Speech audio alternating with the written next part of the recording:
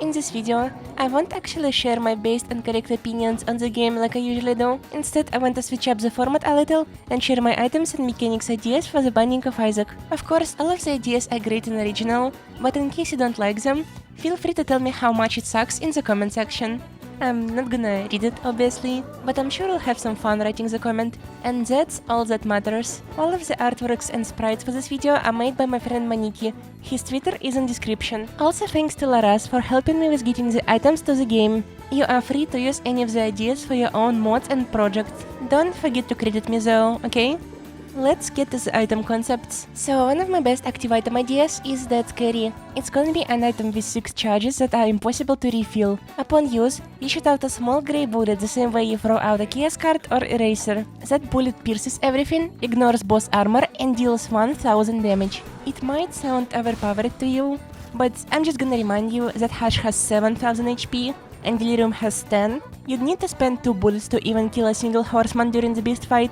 I think it would make sense for this item to appear in Devil's Deal and the shop, and be, let's say, quality free. You could probably think of some synergies for the gun too, like maybe a shotgun from Monster's Lung, Brimstone could give you a laser gun or something, and Epic Fetus just upgrades the gun to a rocket launcher.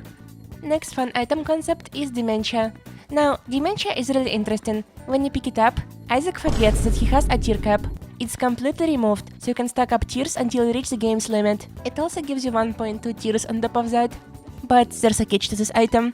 Whenever you enter a room while having dementia, you will randomly forget some items you have, up to 5 at a time. It would work just like modeling clay, with each forgotten item being seeded and linked to the exact room. While dementia gives you a lot of tears to play around with, it also makes you run risky in a way. Imagine entering the Mega Satan room and forgetting you have your Sacred Heart and Mom's Knife. Also, the item doesn't really do that much on its own, so I think maybe making it quality 2 or 3 would be fair. Let's add it to Secret Room and Red Room pools. Next item is situational, but I wanna include it because I think it's still an interesting concept, and Isaac can have situational items, not everything needs to be super good. Brimstone Vaccine. Upon picking it up, for the next 8 rooms you'll take a full heart of damage from all lasers and brimstone attacks, even if you have Wafer. After those 8 rooms are cleared, you'll only take half a heart damage from all the brimstone attacks, even if it's from a champion enemy or on womp and further. And after 16 rooms total are cleared, Isaac gains full immunity to all laser and brimstone attacks. I think this item is again a little situational, because there's not that much brimstone attacks from the normal enemies, but some bosses and floors like Mausoleum do like to use it a lot. Just like Rock Bottom, the sooner you find the item, the better. Let's give it quality 2, put it in Angel Room, Devil Baker Pool and Red Rooms. Also, let's make it a part of Spawn for some little extra utility. The last couple of items were pretty complicated, so let's do something simpler. Fried Chicken Bucket at 4 charges. Upon use, it has 33% chance to heal 1 heart container, 33% chance to give you Fire Mine for the room, and 33% chance to give you Explosive Diarrhea. I think if you have IBS or Montezuma's Revenge, all 3 of those effects should activate at the same time whenever you use the item. And if you also get Red Stew while holding it, the bonus damage will fall off 50% slower. I think this item is just a more fun version of Yam Heart, so let's give it the same quality and throw it into item pool and normal beggar rewards. By the way, my channel has not been doing good recently, with my average view count dropping by 5 times. So if you do like my stuff, please show this video to your friends and leave a comment. There are 3 more videos I plan to upload, but if I don't see any growth on them, I don't think I'm gonna continue working on this channel. Thanks to my Discord server, Radish and Memo for their support. It really goes a long way. Back to the video now.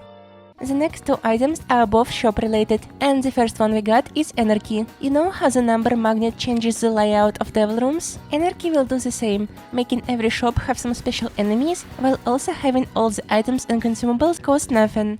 And yeah, obviously doesn't work with restock. Whenever you enter a shop, you are guaranteed to get some free things, but at the same time you're putting yourself at a risk of taking some careless damage. Plus there's only 7 shops you can get at maximum, so I think this item is pretty balanced. I'm not sure about the item pools, but I think the item itself should probably be quality 2. Maybe 3, it depends on how strong we make the shop enemies be.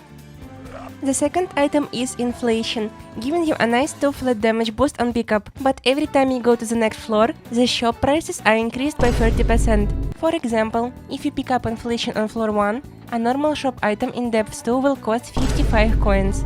You can still afford it, but there's really not that much shop items that are worth that much money.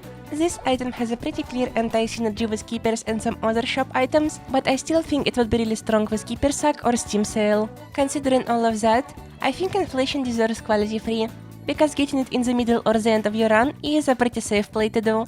Let's put it in the secret room and Devil's Deal. If you play Genshin Impact or other Chinese gachas, you're gonna love the next item, Gambling Addiction. It will give you a nice boost to damage and range, but whenever you enter a room that has a slot machine, you'll rapidly start gambling until you either run out of money or quickly leave the room. Let's put it in the curse room and give it quality 1, because its downside could really mess up your finances. Just like real life gambling. I could probably think of some synergies and interactions, but I'm kinda low on my brain resource, so let's move to the last idea for today. The final item idea I have for today is probably the most fitting one. You know how by going into Devil's Deal you usually trade up your heart containers for stat-up items? If that's too complicated for you, introducing Cricket's Paw. Just like Guppy's Paw, this item takes away one heart container from you upon use. However, unlike Guppy's Paw, for every container you remove you'll get some damage, tier or range stat randomly. This is a direct and simple boost to your run, just like the other Cricket items. That's a damn strong thing to find. So let's give it quality free, put it in treasure rooms and arcade machines. I think you could also do a fun challenge run with Bethany, Cricket's Paw, and Gulped Panic Button.